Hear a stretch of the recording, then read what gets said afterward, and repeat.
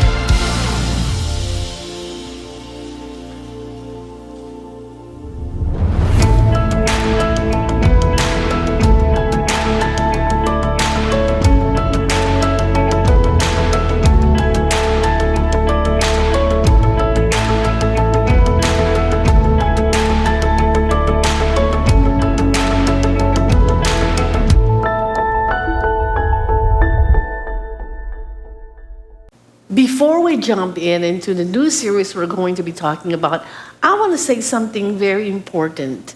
What we're talking about in this series are big questions of life that requires big answers. Questions of what's the point of life, faith, why am I here, what is my purpose? It's really big stuff. And some of you might already believe what you're going to hear. Some of you may not. And some of you may not even be sure what you believe and may still be figuring it out. And I'd like to say this, that's okay. This is going to be a safe place to face those questions, wrestle with ideas, and even push back. You don't have to believe to belong in this conversation. We're not about forcing anyone. We're about exploring together. For some of you, this might be even the very first time you're going to hear what God has to say about that particular question you wrestle with. And I'd like to say this, that is okay. You don't have to have it all to figure out today. You are welcome. You're welcome to just listen, think, and explore with us. And so today, I just invite you to listen and think it through and be honest with yourself. If you're curious, I invite you to lean in.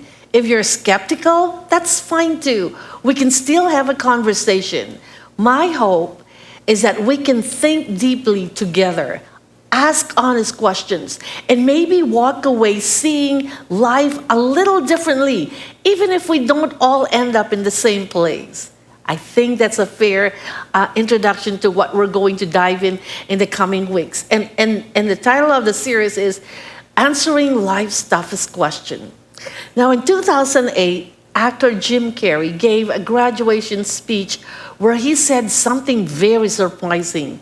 He said this, "I wish everyone could get rich and famous and have everything they ever dreamed of so that they will know it is not the answer." Wow. Here's a guy who had money, awards, fame, fans all over the world, but he's basically saying it's not enough. It doesn't fill you. Now, I'd like to say this. He's not alone. Tom Brady, after winning multiple Super Bowls, told a reporter, "There's got to be more than this." Philosopher Albert Camus once said, "The meaning of life is the most urgent of questions." Now, if you look at all these people, these are people at the top of their game, the kind of life humanism say should make them feel complete and happy. But they still felt a gap inside.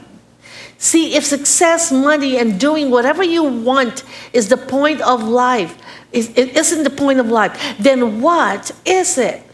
We all feel it, that haunting question that sneaks up in a quiet moment.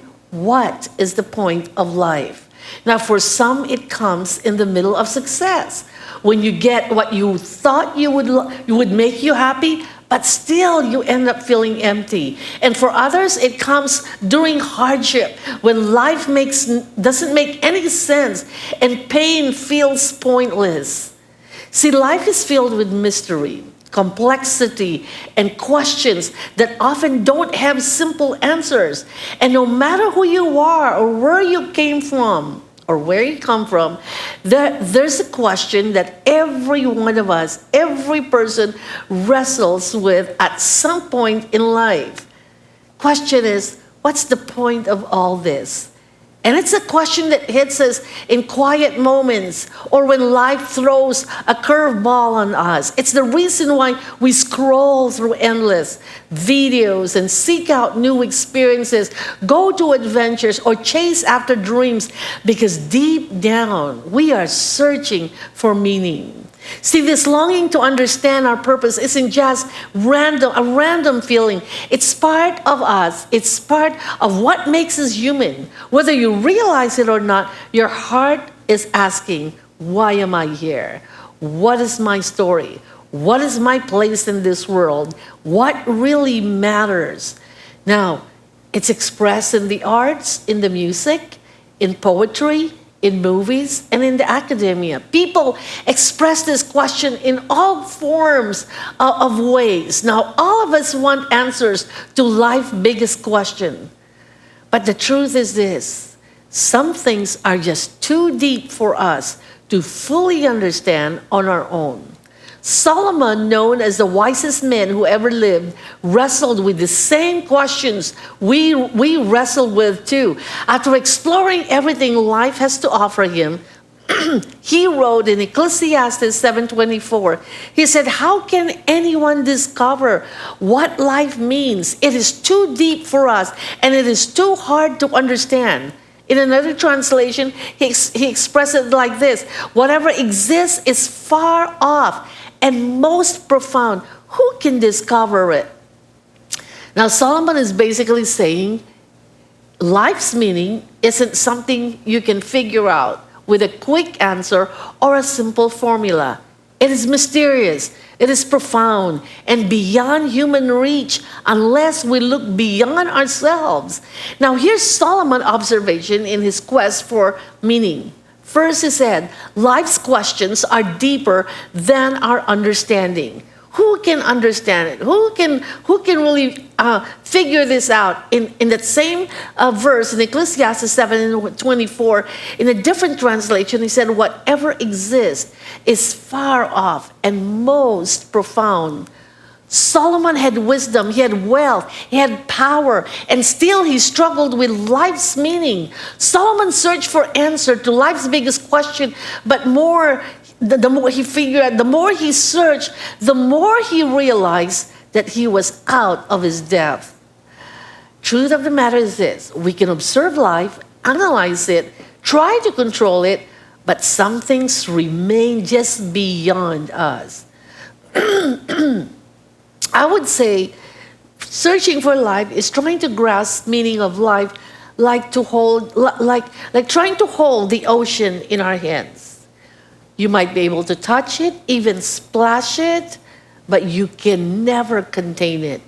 Some things about life, like pain and injustice and death, joy, and even timing and even thoughts, imagination, are beyond our full comprehension.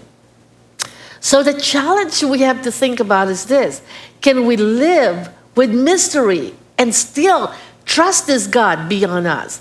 The point is not to know everything, but to know the one who does. Here's the second observation that Solomon came up in his research. Seeking wisdom is valuable. Yes, it is important, but it is incomplete without God.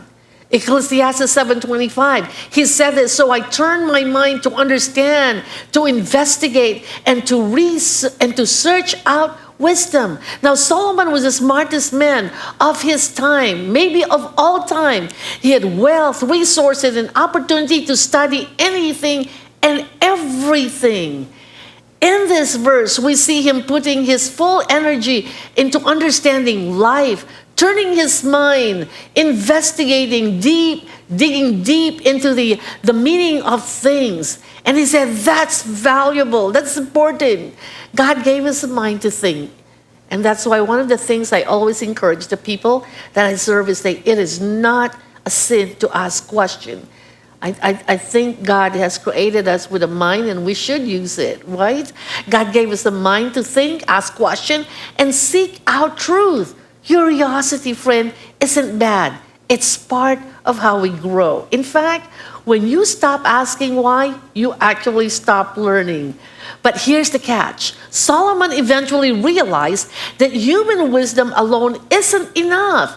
You can collect degrees, read all the research out there, collect every book, study every material, and still miss the ultimate answer to life's purpose, and the point of life if God isn't in the equation. See, human wisdom can teach you how things work, but only God shows you why they matter. Wisdom without God might help you navigate through life, but it won't give you the anchor your soul needs. I like the illustration that I heard, and I'd like to borrow it. It said, imagine getting into your car, turning your GPS, and it says ready to navigate. But there's one problem. You never entered the destination. The GPS can tell you your current location. It can even show you every road around you and even warn you of the traffic ahead. But without a destination, without a set destination, you're going to drive in circles. Your journey would be purposeless. You would be wasting time and energy. And friends, that's exactly what life is like when we search for wisdom without God. You might learn a lot of things, see a lot of things, and even avoid some wrong turns in life, but you'll never actually arrive at where your soul is meant to be. It is like what many researchers and many soul seekers said. It's the angst of the soul. It's like it's there. You've arrived, and you thought you've arrived, and you receive everything, but there's still something missing in there. Solomon realized wisdom is the GPS. God is the destination. And without Him, you will never get home. He realized that without God, even wisdom can leave us feeling hollow and empty inside. And I think that's the cry of a lot of intellectual, a lot of people who has received the highest level of living. And they're thinking, I've arrived, I have it all, but why is it I feel hollow inside? See, friends, you don't need all the answer to live wisely. You just need to walk with the God who gives meaning to life. Here's the third thing that Solomon observed. He says, God gives purpose to what feels pointless. In Ecclesiastes 12:13, this is the end of the book, he said, now all has been heard. Here is the conclusion of the matter. Fear God and keep His command, for this is the duty of all mankind. Now, this verse is the grand finale of Solomon's lifelong search for meaning. King Solomon spent the whole book of Ecclesiastes exploring life's big question. What is the point of it all? And he looked at wisdom, he looked at pleasure, he looked at work, he looked at money and success and even sex, and realized that without God, everything feels empty. Everything is meaningless. Now, by chapter 12, he's done searching. He's tried everything, seen everything, thought about everything, and now he's giving us the bottom line. He said, I've done the research for you. I've done all the study, and I've searched the world, searched all wisdom, and here's the bottom line of it. Now, he said, all has been heard. It's like Solomon saying, I've examined every single angle. I've turned every stone, interviewed every idea, and here's the verdict. No more theories, no more guessing game, just the truth. 2 words. He said, fear God. You want to know he said, you want to know the point of life? Fear God. Now, when the Bible says fear God, it can sound intimidating. Like we're supposed to cower or live in constant anxiety that God is waiting to punish us.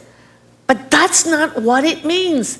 It's not being scared of God like He's out there to get you. Friends, one of the things, and I don't know where we got it. Maybe some people use it to scare us, but God isn't a tyrant waiting for you to mess up so He can strike you down. Scripture says to us, He's a gracious and compassionate, slow to anger, and abounding in love. That's Psalms 103:8. It's not avoiding God out of guilt. Fear of God is not avoiding God out of guilt or shame. If your idea of fear pushes you to hide from God or run away from God, friend, that is not biblical fear. That is misunderstanding His character. And the truth of the matter is we all have that. We all have the snippets of we have been misinformed. We do not know who this God of the Bible is. And that's why one of the most important things we need to do is go back and read who He is about. It's not living in constant paranoia about losing His love. That's not what fear of God means. Fear of God here means a deep respect for who He is It is the awe you feel when you realize the creator of the universe sees you, knows you, and he invites you into a relationship. And he said, I love you with an everlasting love. It's that kind of fear. It's a deep respect for who he is. It is a reverence that shapes how you live. To fear God is to take God seriously, his words, his ways, his promises, and his warnings, so that they influence the choices that we make every day. It is a loving submission to his authority. It is trusting him that his ways are wiser and better than our ways. So we gladly yield to him. Instead of trying to run our life on our own terms, we yield to him because we know he has our best interests at heart. We know that he's a God who only gives the best to his children. The fear of God is a desire to honor him above all else. It's putting God at the center and letting your respect and love for him guide your actions, your words, and your thoughts. Now, the second part of Solomon's answer to this point of life, he said, fear God and keep his commandment. The second part, keep his commandment. See, loving respect for God naturally leads to obedience. I'll say that again. Loving respect for God naturally leads to obedience, not out of guilt or fear, but out of love and trust, believing that God's commands aren't there to ruin your fun, but to lead you into a full and real life. And then he said this is the duty of all mankind. This isn't just a religious thing or a church people thing. It is the original purpose of every human being, no matter your background, culture, or personality. See, life works best, friends, when we live in right relationships with God. And that's what Solomon has figured out in his search. Without God, life can feel like chasing the wind, exhausting and empty. And when God is at the center, even the ordinary parts of life, like your school, your work, your relationship, your challenges, begin to gain meaning. That is the best part. See, God takes what feels pointless and weaves it into his bigger story, a bigger story for you. And Solomon is saying, I've chased every human dream, tested every idea, and here's the point of life. Live in reverence for God and obedience in his ways. That's where meaning is found. Solomon's final answer is life's point is found in honoring and reverence for God, and obedience to his ways. Solomon had tasted wealth, pleasure, power, success, and wisdom beyond anyone else of his time. And yet, at the end of his journey, he concluded that life without God is ultimately empty. And the point of life is found in not having it all, isn't found in having it all, but in honoring the one who gives it all to you. Life only makes sense when the one who made you is the one who leads you. When you know the point of life, it's like finding the compass that finally points you in the right direction. You don't stress, you have no fear because you know you're headed in the right direction. And when all kinds of uncertainty hits you, when all kinds of crisis hit you, you don't drift. You don't guess. You don't just do trial and error. You just live the life and you are completely at peace. See, without it, you drift, you guess, and you try things that never quite satisfy. But with it, you walk with clarity, you walk with confidence and purpose. So the question is not just, what is the point of life? The real question is, why does it matter that I know it? Why should I know it? So let's step into that together. Why is it important to know the point of life? Well, first of all, it gives you direction. Knowing the point of life is like having a GPS for your soul. Without it, you might be moving, you might be active, you might be busy, you might be even making plans and going places, but you are not sure if you are headed anywhere meaningful. And I think that's a struggle that many, many successful people in this world are experiencing. I'm there. I've received everything. I've received everything that I needed, but why is still there a gap? The Bible makes this clear in Proverbs 29:18. He said, when people do not accept divine guidance, they run wild, but whoever obeys the law is joyful.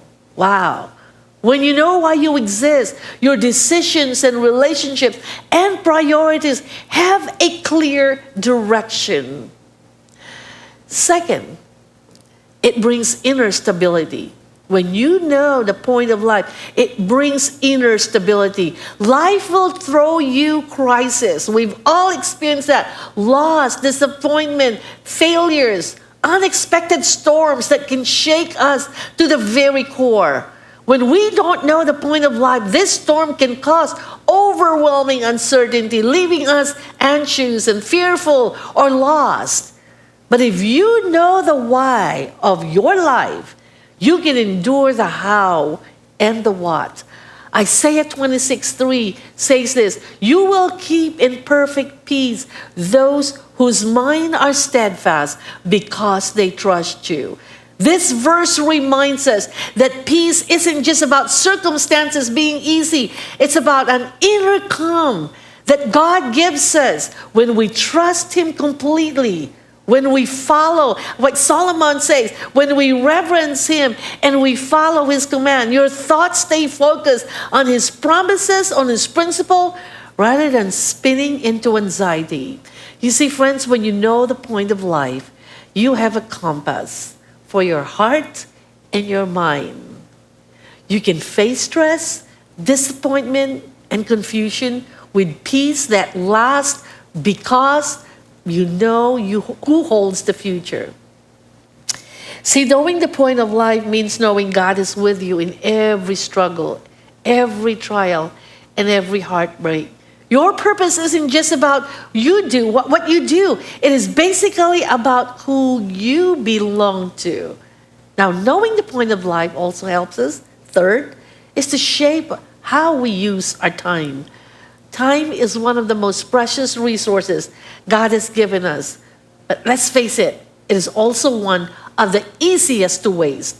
Without knowing the point of life, it is very easy to get caught up in distractions and busy work or things that don't truly matter. And that's why Paul wrote and reminded the believers in Ephesians 5:16, he said, be careful then how you live your life, making the most of every opportunity. See, knowing the point of life helps you live intentionally. You start to see time as valuable and limited, so you focus on what truly matters instead of drifting or wasting time on distractions, or you prioritize activities and relationship that basically aligns with God's purpose in your life, God's principles, and God's promise in your life. Making the most of every opportunity means choosing wisely how you spend your hours, making decisions that reflect your values and your calling. Understanding the point of life helps you prioritize your activities that build up spiritually, emotionally, and relationally.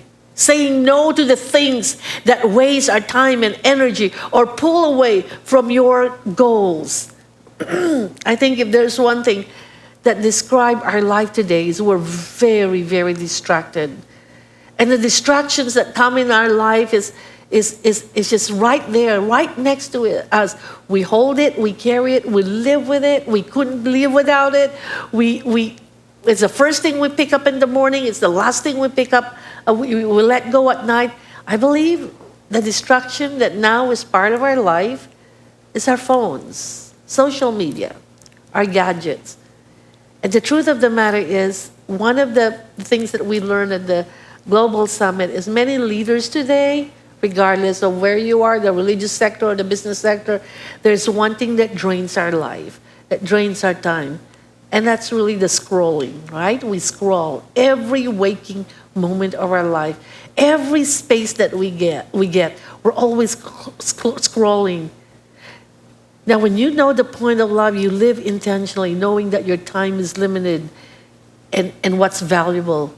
You make decisions that reflect your deeper purpose, not just short-term pleasure or what is urgent. See, knowing the point of life helps you also. Here's the fourth thing. It brings true fulfillment to you. Many people spend their lives chasing after things that promise happiness and success and money and popularity and pleasure, but find themselves feeling empty or restless inside. I think all you have to do is turn on the news or turn on all the bios of all the great men and women out there who got to the top, who's had it all. And in one section of their talk, they would say, but there's still something missing.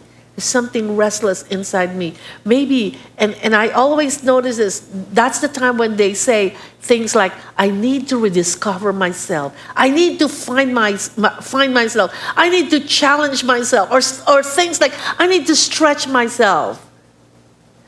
Now, the truth of the matter is we all have those angst in our life. And that's because these things, while enjoyable in the moment, cannot satisfy the deepest longing of the human heart. True fulfillment, friend, comes from living in alignment with God's purpose in our life. The purpose that God created you for. It's about discovering in every waking moment of your life, the kind of life He designed uniquely for you. Jesus said it like this in John 10:10. I have come that you might have life and have it to the full. Now notice, not half, but full. This full life isn't about having everything you want. It's about experiencing the peace, the joy, and contentment that comes from knowing God and living according to His perfect plan and His unique plan for your life. You see, when you know the point of life, your achievement and possessions become meaningful rather than empty. And I think that's what a lot of people have. They have all this possession and achievements in life, but something is still missing. See, when you know the point of life, your achievement, your possessions become meaningful rather than empty. You experience lasting joy, not just temporary happiness. You find peace even in difficulties because your life has a greater purpose. And finally, knowing the point of your life, it prepares you for eternity. I know as human beings, this is something that we don't really think about. And I don't know what you believe about this. And like I said in the beginning, there's no pressure here. But life, ultimate purpose, is not just about here, but about forever. Life on earth isn't the whole story, my friend. It is just the opening chapter. The Bible is very clear. The biblical worldview is very clear that we are eternal beings. That's how God created us, and that's how God wired us. Our time here is short compared to the forever that comes after. See, knowing the point of life keeps you focused not just on what matters now, but on what is going to matter for eternity. It shapes how you live, the choices you make, and what you prioritize. I love what Jesus spoke to His disciples and His listeners in Matthew 6:19 when He said this, do not store up for yourselves treasure on earth where moth and rust destroy and where thieves break in and steal. And then He gave this, but store up for yourself treasures in heaven where moth and rust do not destroy, and where thieves do not break in and steal. And then He said this, for where your treasure is, there your heart will be also. Wow. See, if we don't know our purpose, if we don't know the point of life, we risk living for things that really will not matter in eternity. And friends, that is pretty scary. I always say this, as much as we should not take today for granted, we should never take eternity for granted. See, when we understand God's design, we live with the awareness that every day is a preparation for meeting Him face to face. Knowing the point of life helps you focus on what lasts beyond this temporary world. It reminds you that life isn't just about earthly success or comfort, but about investing in your eternal future. When your heart is set in God's kingdom, you live with an eternal perspective, preparing for the life to come. Imagine a student who spends the whole semester ignoring assignments and just enjoying campus life, partying, enjoying just going to the beach, especially if you go to school in San Diego. And then comes the final exam. In that moment, all the parties, all the beach events, and the distractions will not help. What matters is whether they were ready for the exam. Friends, life is the same way. And knowing God's purpose helps you live ready.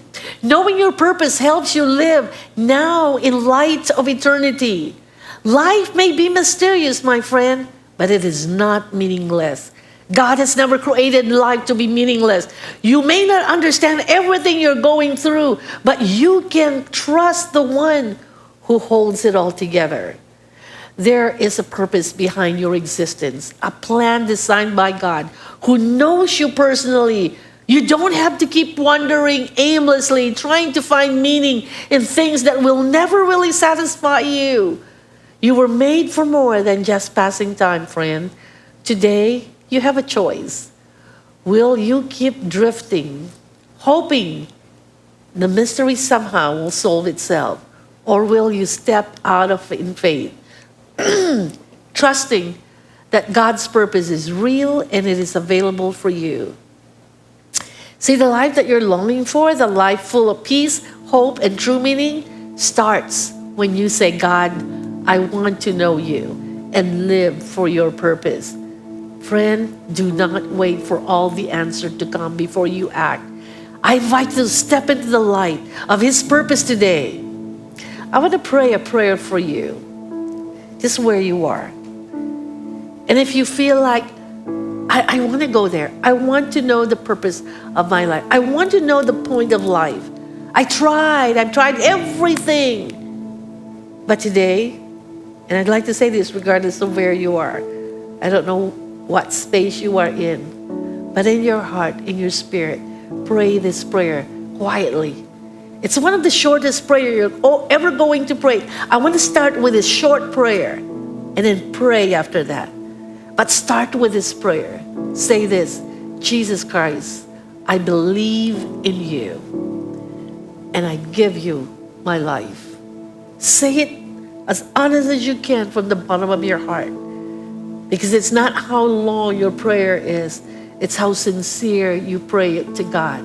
So just say this. And maybe throughout the day, maybe you're busy right now, maybe you remember it again. In your mind, say, Jesus Christ, I believe in you and I give you my life. And then pray this prayer with me. Say, God, my life feels confusing and uncertain at times. I admit I've been searching for meaning in all the wrong places, God. But today, I want to believe that my life has purpose because you made me. Would you help me trust you, God, even when I don't have all the answer? Would you lead me on the path that you have planned for me? And I am ready to take that step toward you. In Jesus' name I pray. Amen. If you pray that prayer or feel stirred to explore more, I encourage you, consider reaching out to someone here, someone in church around your area, whether it's a leader, whether it's a friend or a mentor who you can talk to with this journey You can also start reading. As a matter of fact, I'd like to say this. You can start reading the Bible, especially the book of Ecclesiastes, which we just talked about, or the Gospels, to discover more about God's purpose for your life. Download the Bible app and start reading. You don't have to read the whole thing. Start maybe a chapter a day or a verse a day, but somehow get into God's Word. It will be the best decision you're going to ever make in your life. Again, I'd like to say thank you for journeying with us in this new series. I cannot wait to hear your feedback and your God story. Send a note somewhere in our website to let us know you are there listening. And so thank you again. May God bless you. And I hope you find, my prayer is this, that you find the answer to all life's questions that you've been wrestling with. May God bless you. See you again. I love you all.